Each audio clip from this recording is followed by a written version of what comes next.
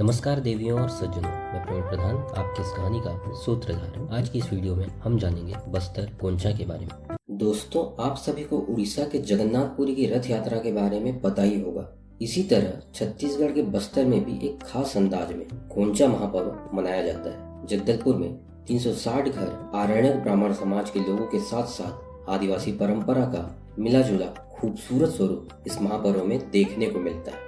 गोंचा महापर्व में छत्तीसगढ़ के कई हिस्से से श्रद्धालु इस पर्व में शामिल होने आते हैं। यहाँ पर वे भगवान के दर्शन करने के साथ साथ तुक्की चलाने का भी लुत्फ उठाते हैं। बस्तर में मनाए जाने वाले गोंचा पर्व में तुक्की चलाने की एक खास परंपरा है जो पूरे भारत में कहीं और देखने को नहीं मिलती। बस्तर में पारंपरिक बांस से बनी हुई तुक्की से भगवान जगन्नाथ को सलामी दी जाती है। यह गॉड ऑफ ऑनर की तरह है।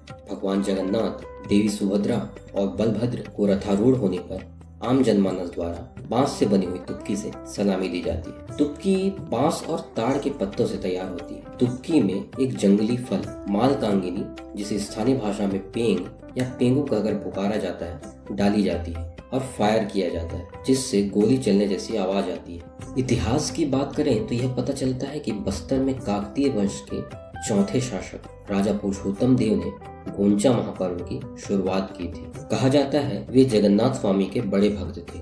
उन्होंने छत्तीसगढ़ के बस्तर से लेकर जगन्नाथपुरी तक दंडवत यात्रा की। कहा जाता है कि इससे स्वामी जगन्नाथ काफी प्रसन्न हुए थे और उन्होंने पुरी के महाराज के सपने में आकर कहा था कि बस्तर से मेरा एक भक्त आ रहा है, उसे आदर सहित मंदिर लाया जाए, मेरी 16 पहियों वाली रथ उसे भेंट कर उसे रथपति की उपाधि दी जाए। राजा ने आज्ञा मानकर वैसा ही किया।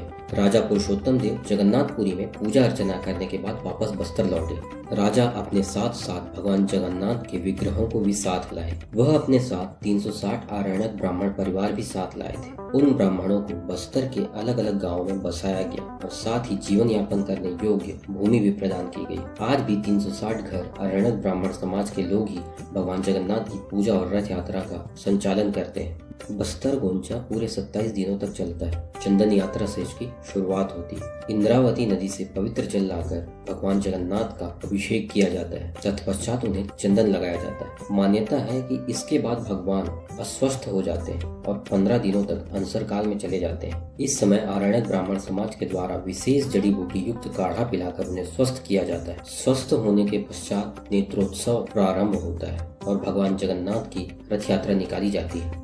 लकड़ी से बने रथ को बेड़ा उमर गांव के ग्रामीणों द्वारा तैयार किया जाता है।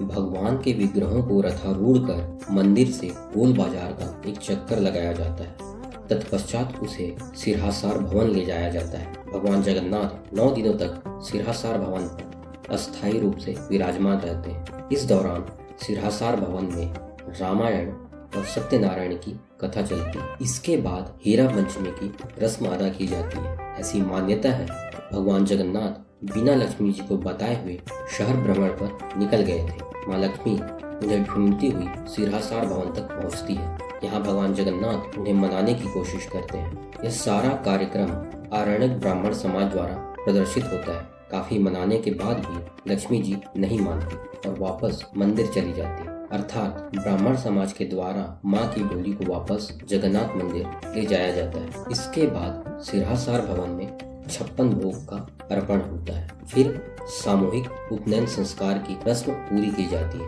उसके बाद की रस्म है बहुड़ा गोंचा। इस रस्म में भगवान जगन्नाथ को वापस जगन्नाथ मंदिर ले जाया जाता है और मंदिर के प्रवेश द्वार पर कपाट फेड़ा की रस्म की जाती है। ऐसी मान्यता है कि देवी लक्ष्मी भगवान जगन्नाथ को मंदिर में प्रवेश करने से रोकती है। भगवान जगन्नाथ के द्वारा प्रेम पूर्वक उन्हें मनाने पर वह राजी हो जाती है और भगवान जगन्नाथ को मंदिर में प्रवेश करने देती है। उसके बाद देवशयनी की रस्म अदा की जाती है। मान्यता है कि इस रस्म के बाद भगवान जगन्नाथ गृहस्थ कार्यों में संलग्न हो जाते हैं।